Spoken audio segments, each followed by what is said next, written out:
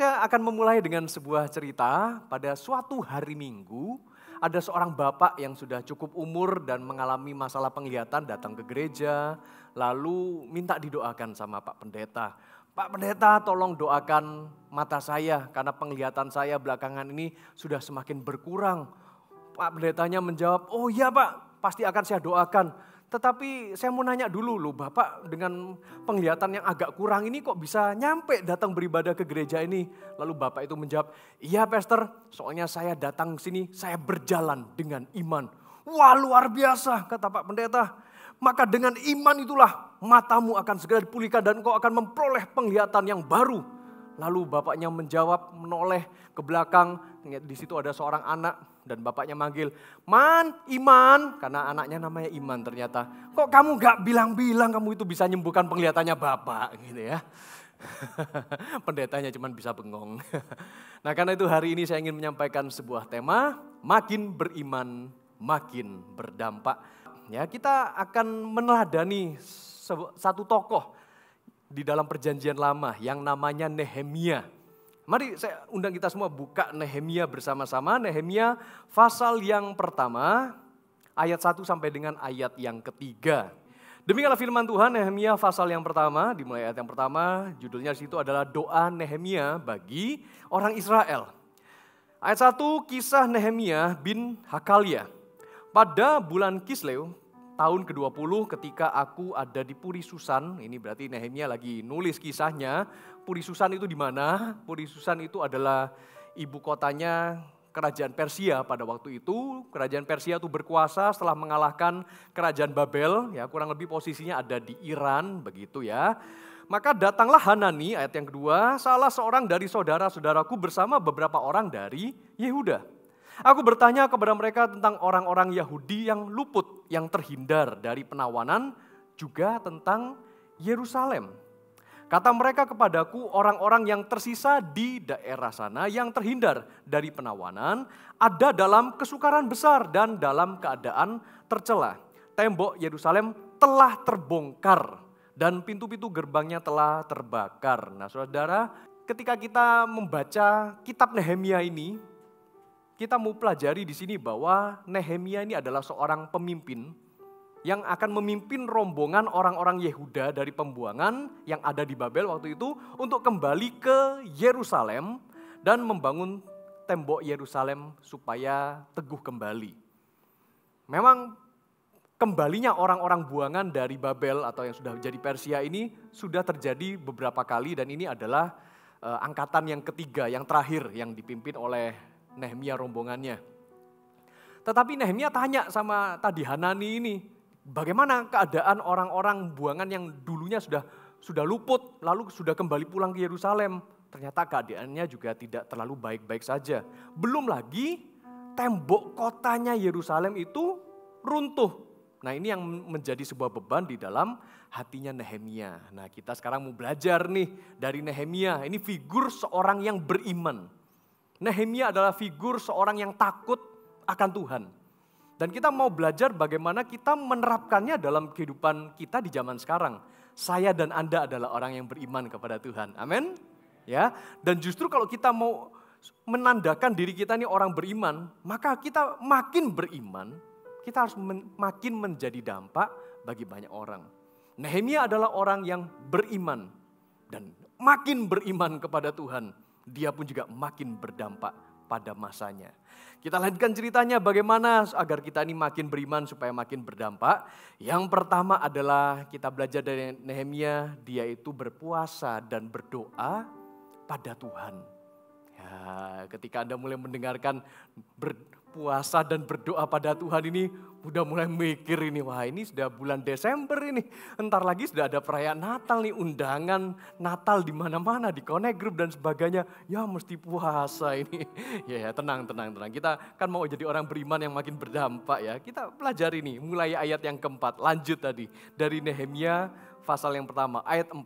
Demikian firman Tuhan, ketika ku dengar berita ini, aku pun duduk menangis dan berkabung selama beberapa hari. Aku berpuasa dan berdoa ke hadirat Allah semesta langit.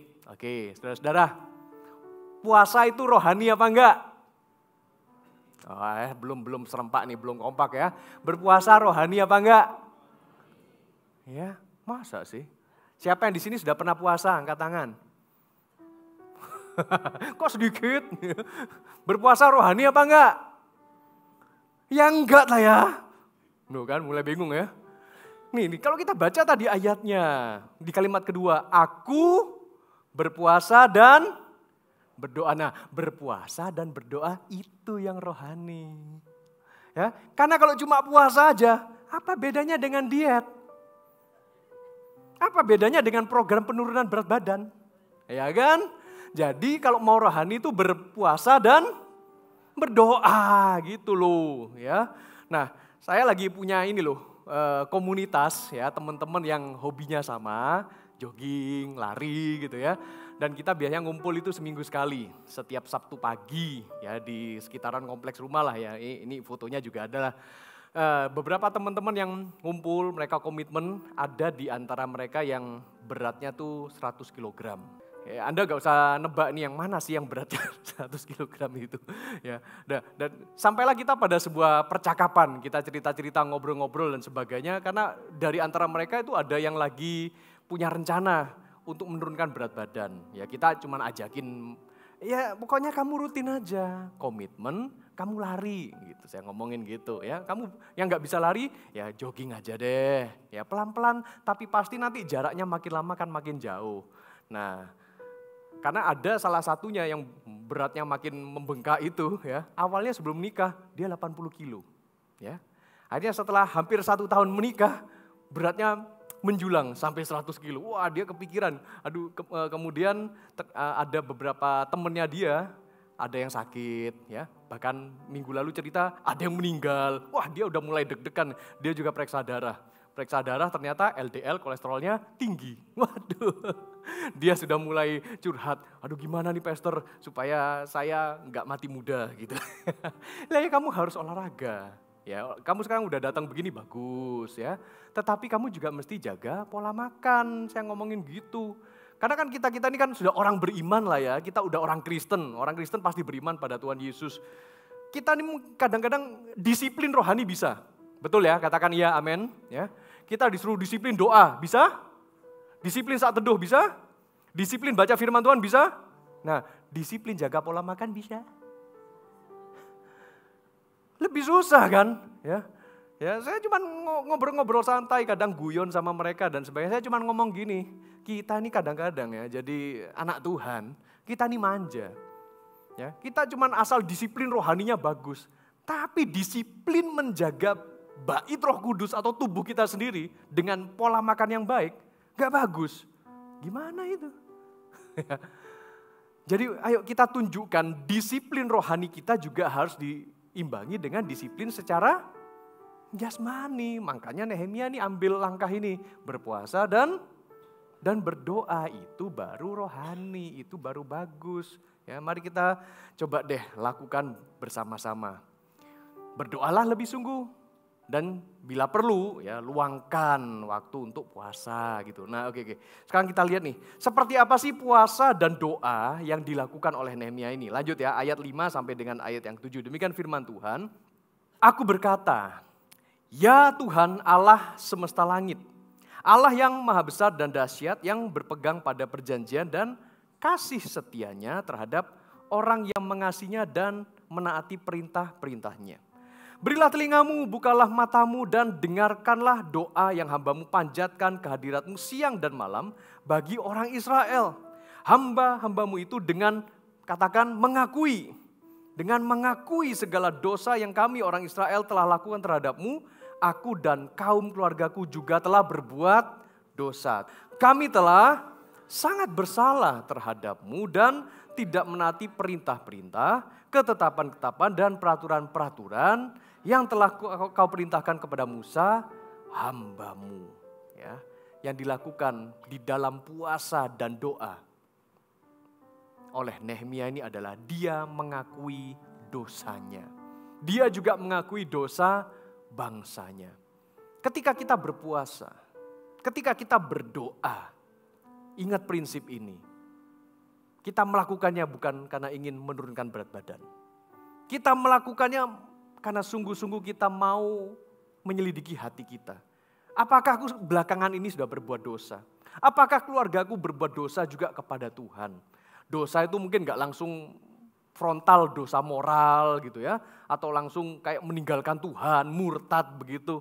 Tetapi hal-hal yang kita kompromikan. Misalkan mulai saat teduhnya bolong-bolong, ya. Hari Minggu yang harusnya jadwal rutinnya kita datang ke gereja, kita pakai waktunya untuk mancing. Nah, itu mulai dosa yang rada gak kelihatan, sedikit mulai demi sedikit mulai merayap. Ya, atau enggak pastor, saya hari Minggu pasti datang ibadah. Ya, tapi terlambat.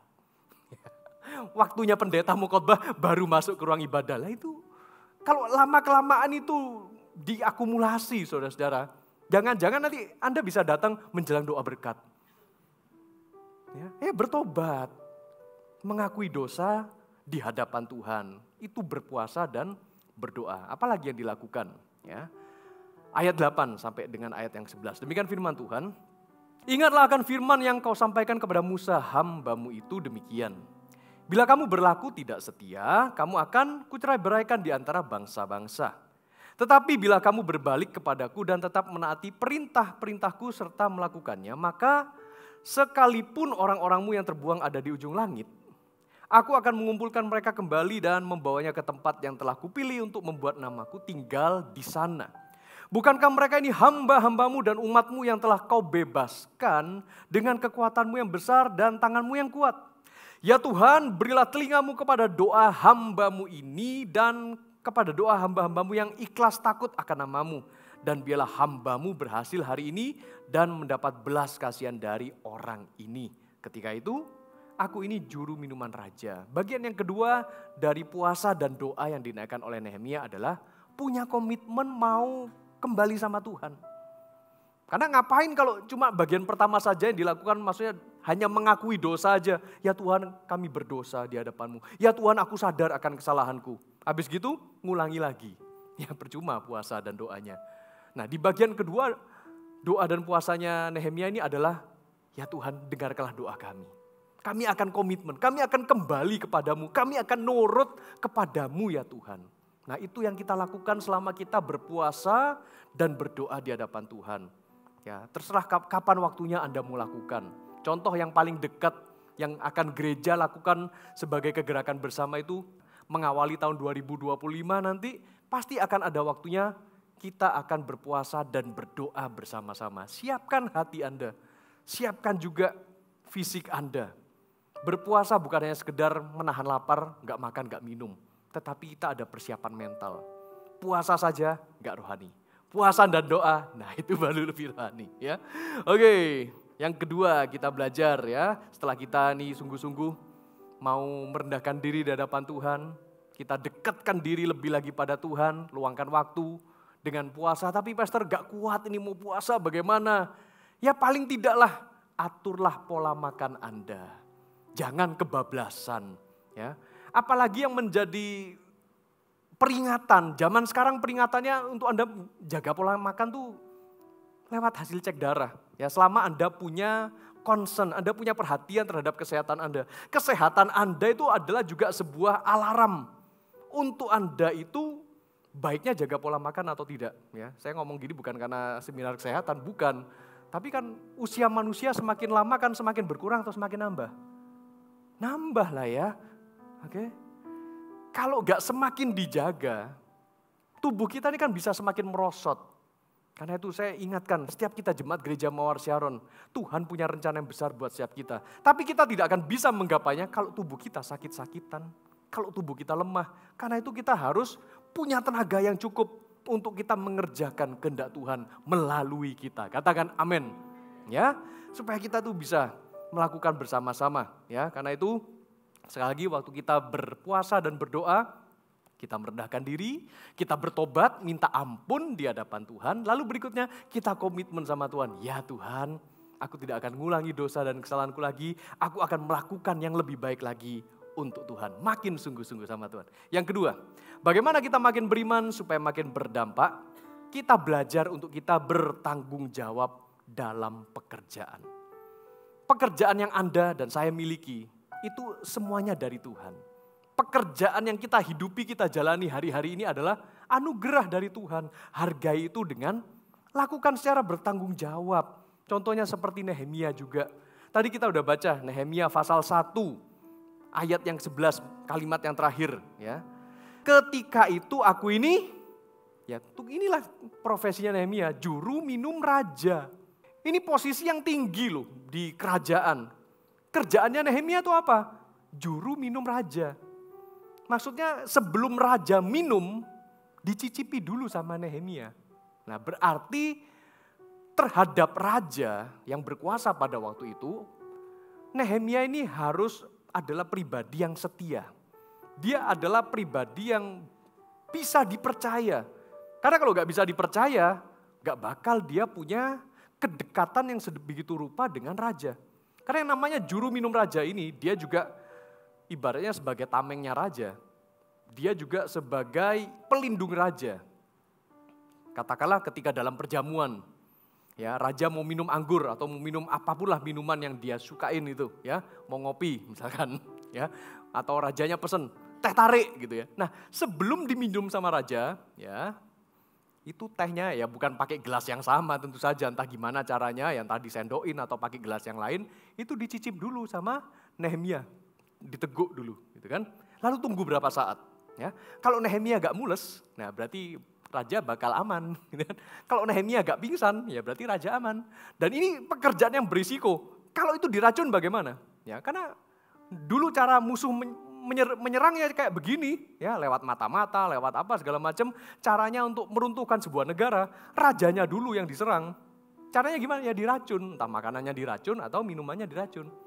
Nah karena itu posisi menjadi juru minum raja ini posisi yang sangat krusial. Kalau sampai itu minuman rajanya diracun, diminum dulu sama Nehemia, mati deh Nehemia, kan gitu. Ya, tapi puji Tuhan, sampai waktu Nehemia menuliskan kitab ini, dia gak mati. Artinya selama ini dia aman. Ya, dia cicip minumannya raja. Nah, karena itu dia punya posisi yang sangat dekat, orang kepercayaan raja. Jangan sampai Nehemia ini sudah tahu ini minuman ada racunnya, dia sudah minum penawar racun, ya, kan bisa kan kayak film kungfu, film silat kan gitu kan. Ini tahu minuman beracun, minum penawar dulu, dikasihkan sama raja, tetap mati rajanya, gitu gak lucu lah ya. Nah suatu ketika ayat pasal yang kedua, ayat pertama, ini ceritanya ya, kita lanjutkan. Pada bulan Nisan, tahun ke-20 pemerintahan Raja Artasasta, ketika anggur telah tersedia, aku mengambil anggur itu dan memberikannya kepada raja. Udah dicicipin ini, aman nih raja. Ya. Kemudian sebelumnya aku tidak pernah kelihatan sedih di hadapan raja. Lah, rajanya kan mengamat-ngamati wajahnya Nehemia. Ini apa perutnya mules ini? Ini apakah minumannya ada racunnya ini? Kok bikin wajahnya muram kayak gini? Ini pura-pura atau ini beneran? Nah kan raja mulai bertanya-tanya, ada yang gak beres ini. Ayat 2, maka bertanyalah ia kepadaku, mengapa mukamu sedih? Padahal engkau tidak sakit. Keracunan ya, gitu ya. Atau paling tidak rajanya ngerti lah, Nehemia gak mungkin dia keracunan pasti mati ya. Tentulah hatimu sedih. Nah, gitu kata raja. Aku pun menjadi sangat takut. Ya, ayat 3. Jawabku kepada raja, hiduplah raja untuk selamanya. Bagaimana mukaku tidak akan sedih kalau kota tempat pemakaman nenek moyangku telah menjadi reruntuhan dan pintu-pintu gerbangnya habis dimakan api. Kata raja kepadaku, apa yang kau inginkan? Lalu aku berdoa kepada Allah semesta langit dan jawabku kepada raja ini, jawab kepada raja sambil doa. Dalam menjalankan pekerjaannya, tugasnya sambil doa. Saya dorong Anda semua, jemaat. Ketika kita dikasih kepercayaan sama Tuhan, kita orang beriman dan kita mau jadi orang yang berdampak. Sambil kerja, sambil doa kepada Tuhan. Amin. Jangan cuma asal kerja. Sudah kerja, masuk kantor, nungguin jam makan siangnya kapan ya. Jam ngopi breaknya kapan ya. Aduh jam pulangnya kapan ya. Ya. Cuman itu aja. Gajiannya kapan ya, halo. Ayo kita mulailah. Dalam pekerjaan lakukan dengan tanggung jawab.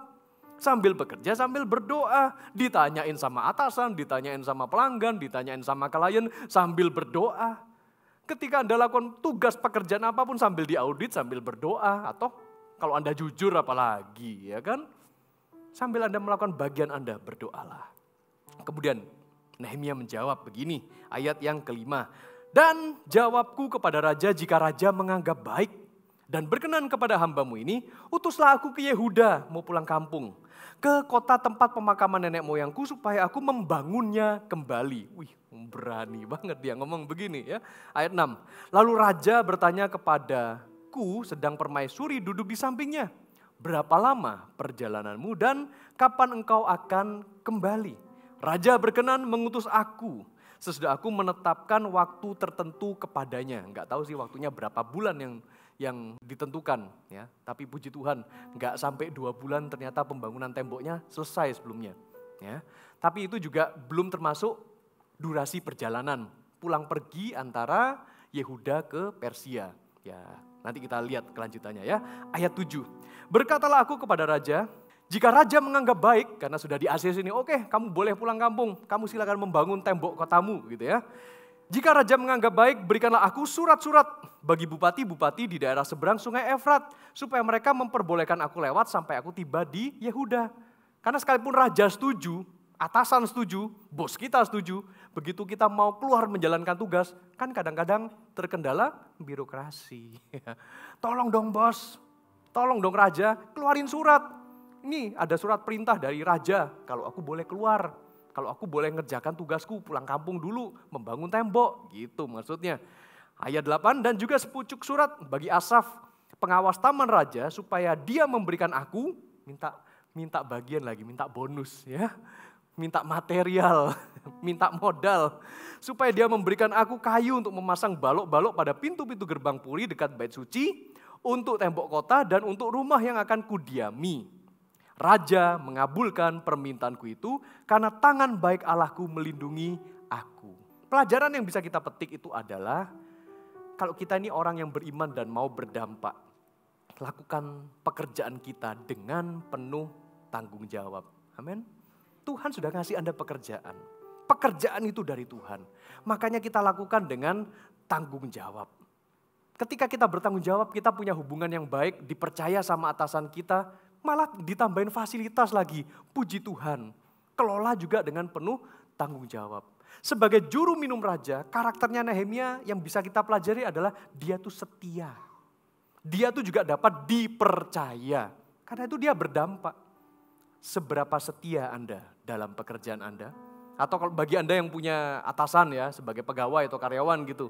Seberapa setia Anda dan seberapa Anda bisa dipercaya oleh atasan Anda, itu akan menentukan berkat Anda. Itu juga akan menentukan seberapa dampak Anda bagi marketplace, bagi perusahaan, bagi toko di tempat di mana Anda bekerja, bagi pekerjaan Anda. Bila Anda juga mungkin pemilik perusahaan, dengan setia dan bisa dipercaya, Anda bisa dipercaya sama langganan, Anda bisa dipercaya sama vendor, Anda dipercaya sama rekan bisnis. Itu yang akan membuat Anda semakin berdampak. Ya, lanjut. Oke, Nehemia berdampak terhadap raja. Karena itu saya mendorong Anda semua, ayo kita juga berdampak bagi orang di sekeliling kita, buat atasan kita, pemberi kerja buat kita. Lakukan lewat sikap yang excellent. Bisa dipercaya itu artinya jujur. Minimal kalau janji ditepati. Omongan bisa dipegang.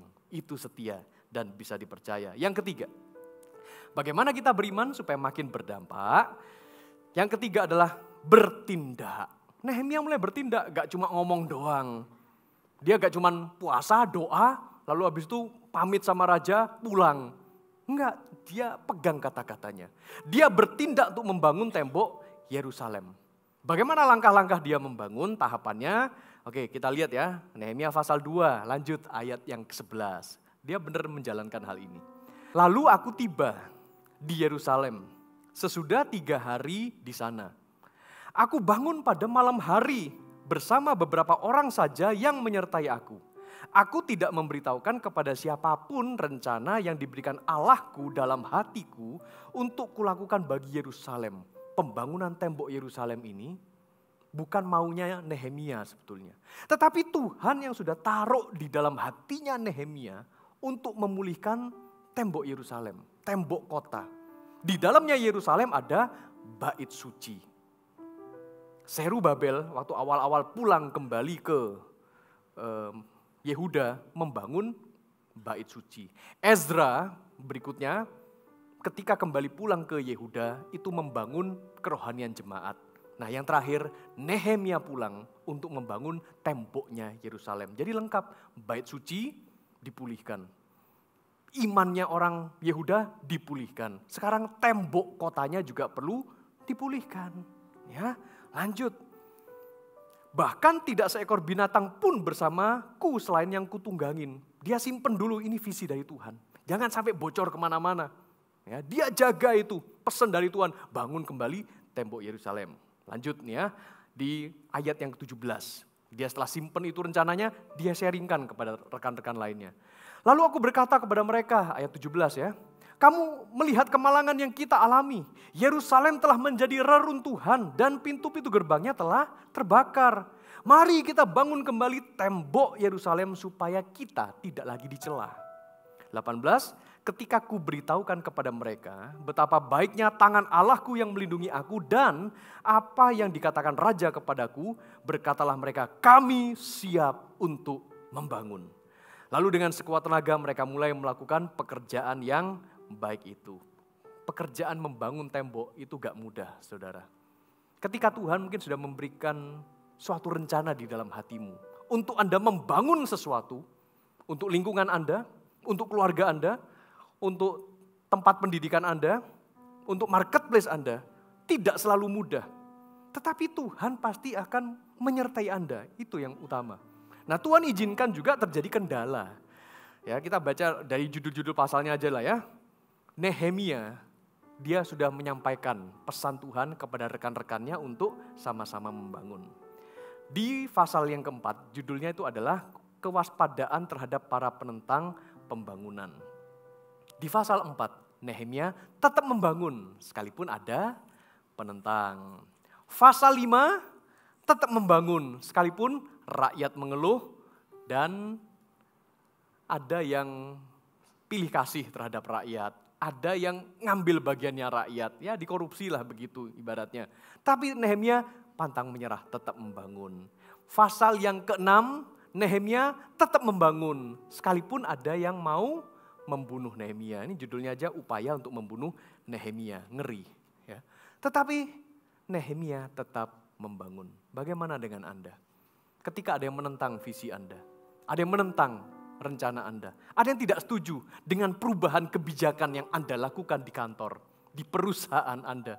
Ada yang tidak setuju dengan pendapat Anda, mau mematikan ide Anda. Gimana Anda? Sementara Anda yakin ini ide dari Tuhan. Ini hikmat dari Tuhan untuk Anda melakukan perubahan di dalam kantor Anda. Tapi Anda takut, kok ada yang nentang ya, ada yang gak setuju ya. Gimana ini? Padahal yang mau saya lakukan sesuai dengan firman Tuhan. Nehemia tetap membangun. Ya, singkat cerita, selesailah dalam waktu 52 hari. Nggak sampai 2 bulan. Ya. Baca nih Nehemia pasal 6 ayat 15 sampai 16. Demikian firman Tuhan. Tembok itu selesai dibangun pada tanggal 25 bulan Elul. Dalam waktu 52 hari. 52 hari aja. Ketika semua musuh kami mendengar hal itu, semua bangsa sekeliling kami menjadi takut. Mereka sangat kehilangan muka dan menyadari bahwa pekerjaan itu dilaksanakan dengan bukan manusia yang mengerjakan. Memang manusia yang melakukan, Nehemia pelaksananya, memimpinnya. Tetapi di balik itu semua, bantuan Allah kami. Itu yang luar biasa. Karena itu di bagian yang ketiga yang penting ini adalah tetaplah membangun. Bertindaklah Bapak Ibu dan sekalian. Bertindaklah. Anda mau jadi dampak di mana? Bertindaklah. Asal Anda sudah yakin ini dari Tuhan. Anda sudah puasa, Anda sudah mendoakan. Anda juga sudah tanggung jawab dengan pekerjaan Anda, dengan profesi Anda. Bertindaklah sesuai dengan apa yang Tuhan arahkan dalam kehidupan Anda. Contoh, Anda mau jadi dampak di kantor. Ya, mulailah dengan membangun kerohanian di kantor Anda. Contoh kalau misalkan di kantor Anda sesama orang Kristen sudah gak ada yang pernah kumpul bareng, gak ada yang doa-doa barengnya dan sebagainya. Sedangkan teman-teman kita dari agama lainnya setiap hari tertentu, jam tertentu, rutin mereka ibadah di mana. Sementara kita ngafe, gosip. Lah faedahnya apa? Anda mau jadi dampak, Cobalah, oke kita teman-teman saudara seiman, mungkin waktu Anda menggerakkan pertama kali, yang kadang-kadang sulit digerakkan, saudara seiman sendiri. Aduh Pak, malas-malas doa mereka Pak, ya udah mulai dari Anda. Mungkin Anda sendirian, lalu ada teman yang niat, ada teman lagi yang lain yang niat. Lama-kelamaan juga jadi banyak kan. Lama-kelamaan Anda jadi dampak. Anda memimpin persekutuan doa bila perlu di sana. Dari yang sederhana aja deh, Pak, saya nggak bisa main gitar Pak, saya nggak bisa nyanyi Pak, masih pales dan sebagainya. Nanti Tuhan pelan-pelan kirimkan, yang penting niatnya dulu. Dan Anda pastikan beneran dari Tuhan atau enggak sih ini. Jangan biarkan di dalam perusahaan Anda jadi kering. Malah mungkin ketika Anda pertama kali ngelakukan, mana gak ada yang datang. Anda diketawain, mendingan kita ngafe, kamu malah doa, gak ada faedahnya, digituin mungkin, dihina-hina. Tapi selama itu dari Tuhan, berdampaklah, pimpinlah aja. Oke? Contoh Anda mungkin mau jadi dampak di kampus mungkin, ya oke, yang mahasiswa, yang lagi kuliah. Ya dimulai dengan karakter jujurlah selama Anda mengerjakan tugas di kampus. Nggak usah main contek sini, contek sana gitu ya. Atau mungkin zaman sekarang, teknologi canggih, pakai AI. Ya, ada AI, ada susu, bukan AI ya. Artificial intelligence ya. AI tidak akan menggantikan otak Anda untuk belajar, para mahasiswa. Ya. Jangan sampai Anda begitu ditanya dosennya, tunggu, saya kelola dulu lewat ChatGPT, pakai AI. Ya sama aja bohong, mau bikin skripsi, bikin tesis, pakai AI. Ya, begitu ditanyain, bingung. Ya gak bisa gitu dong ya. Apa yang harus kita gunakan pakai otak kita, ya gunakanlah otak Anda. AI itu hanyalah alat bantu untuk belajar. Jangan menggantikan otak Anda dengan AI, contohnya gitu. Nah saya pernah nih waktu dulu masih semester awal-awal, waktu kuliah di sebelah ini, ya kampus Petra ya alma mater saya. Ya, waktu itu saya kan DKV ya, desain komunikasi visual. Ada mata pelajaran namanya Nirmana. Nirmana itu yang tata ruang, estetika, seni dan seperti itu. Disuruh bikin dari stick ice cream, ya stick ice cream yang banyak gitu ya. Bikinlah bentuk yang abstrak tapi itu kokoh dan ada nilai estetikanya. Itulah Nirmana ya. Ya waktu itu saya mahasiswa masih awal baru masuk di Petra, masih semester pertama. Saya masih belum kenal Tuhan pada waktu itu, belum bertobat. Saya stres berat, ini gimana caranya itu ratusan stick ice cream mesti disusun jadi bentuk yang indah, estetika, abstrak, dan sebagainya. Saya ada teman mahasiswa sekuliahan dengan saya juga, saya nanya, bro gimana nih?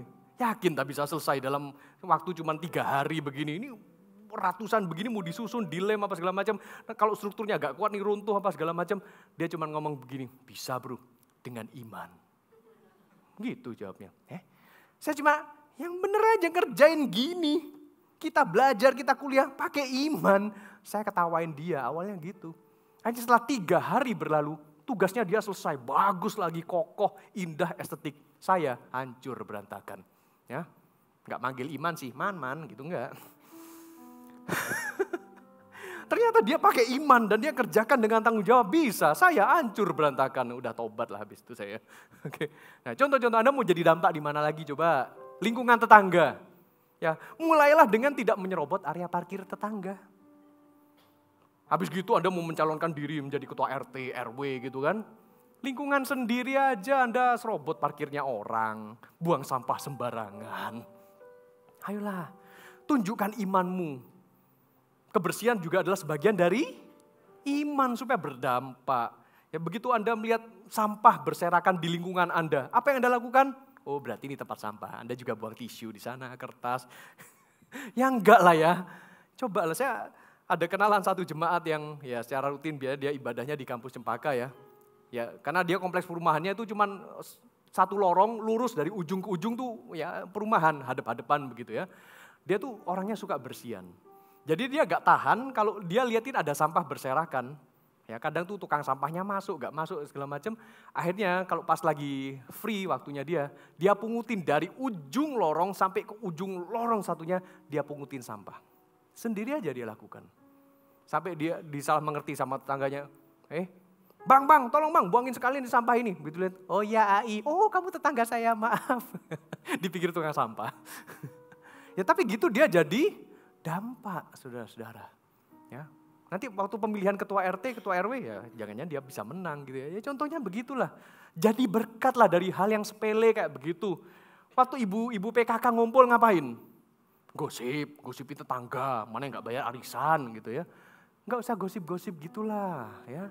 Mulailah jadi dampak, apa yang bisa kita lakukan buat lingkungan kita. Yuk kita bikin program kebersihan, gotong royong, bersih kampung, apa segala macem. Ya, ada loh juga salah satu istri dari CGL yang saya gembalakan juga, jadi ketua RT atau ketua lingkungan gitu ya. Dia megang kasnya RT kayak kalau salah, RT. Dia baru terpilih dan dia biasanya di tahun-tahun sebelumnya RT di lingkungannya dia itu gak pernah bikin acara yang terlalu gimana gitu ya untuk acara 17-an gitu ya. Karena dana selalu kurang katanya. Tapi begitu kasnya dia sekarang pegang, dia bingung. Kok dari RT yang lalu kok katanya kurang. Terus ternyata ada. Berarti selama ini kasnya yang lalu itu diapain? Ya jawab sendirilah ya. Mungkin dipakai untuk halan-halan, liburan gitu kali. Tapi ternyata iuran dari warga ini cukup untuk pembangunan jalan bisa. Untuk acara 17 Agustusan bisa. Makan-makan warga bisa. Cukup kok ternyata dananya. Kelola dengan benar dan bertanggung jawab. Tunjukkan kita ini orang beriman. Ketika kita yang kelola, diberkati juga satu warga, katakan amin. Ya. Oke, mau jadi dampak di mana lagi? Di masyarakat. Berdampaklah. Tuhan menggerakkan apa di hati Anda? Misalkan Anda punya niat membangun pabrik, bagus loh itu. Anda seorang pengusaha, Tuhan kasih niat dalam hati, bangun pabrik, buka lapangan kerja yang baru. Banyak orang perlu pekerjaan kan? Lakukan itu dalam takut akan Tuhan. Sekalipun ada yang mengejek Anda, menghina Anda, nanti pabrikmu tutup, pabrikmu rugi, kamu mau kasih makan seberapa banyak orang, gak bakal nanti kamu di demo buruh apa segala macam. Kalau itu memang asalnya dari Tuhan, bukalah. Mungkin Anda juga punya hati yang sosial, mau buka rumah sakit lah, mau klinik lah, mau apotek, ya silakan. Asal itu dari Tuhan, Anda sudah puasain, Anda sudah doain, dan itu memang profesi Anda bisa terjun di bidang itu. Dan Tuhan gerakkan untuk Anda membangun, bagaikan Nehemia membangun tembok kota Yerusalem, berdampaklah. Minta approve, minta dukungan doa dari CGL Anda, dari coach Anda, dari tim leader Anda, dari gembala Anda, Pastor Anthony. Minta peneguhan supaya Anda berdampak di masyarakat. Amin, Bapak Ibu Saudara. Jangan cuma waktunya pilkada aja, pemilihan caleg atau pemilu gitu. Oh dukung ya, saya mau jadi caleg gitu. Ya selama ini belum jadi caleg aja gak berdampak. Ayo, gak usah nunggu kapan waktunya pemilu untuk jadi caleg. Tapi sebelum ada pilkada, ada pemilu, sebelum ada caleg-calegan, berdampaklah. Amin ya saudara-saudara, ayo kita belajar bersama-sama, tetaplah bertindak. Caranya gimana ya, mau entah pakai Anda cara bersaksi, di kantor Anda mau buka persekutuan doa, silakan. Pelayanan, mau ngajak teman Anda ke gereja waktu hari Minggu, Anda mau menginjili, Anda mau buka pusat rehabilitasi mungkin. Ada yang mungkin di sini kuliahnya psikologi, Anda juga kepingin orang itu dipulihkan dari keterikatan dengan narkoba, depresi. Apalagi zaman sekarang kan banyak orang yang mental health issue gitu kan. Masa manusia disuruh gonggong misalkan gitu. Ya, kan kita perlu layani mereka. Bikinlah pusat rehabilitasi, pusat konseling keluarga misalkan begitu. Orang Kristen harus berdampak, orang beriman harus jadi dampak di masyarakat kita. Sekalipun ada yang mau menentang kita, membunuh rencana kita, membunuh visi kita, tetap dirikan itu, bertindaklah bersama dengan Tuhan. Oke, semuanya mau semakin beriman, semakin berdampak, katakan amin.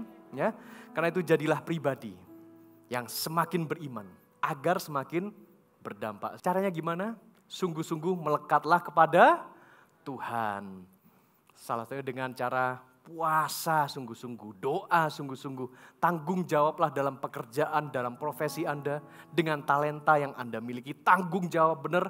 Dan lakukanlah ini, bertindaklah, lakukan sesuai dengan kehendak Tuhan.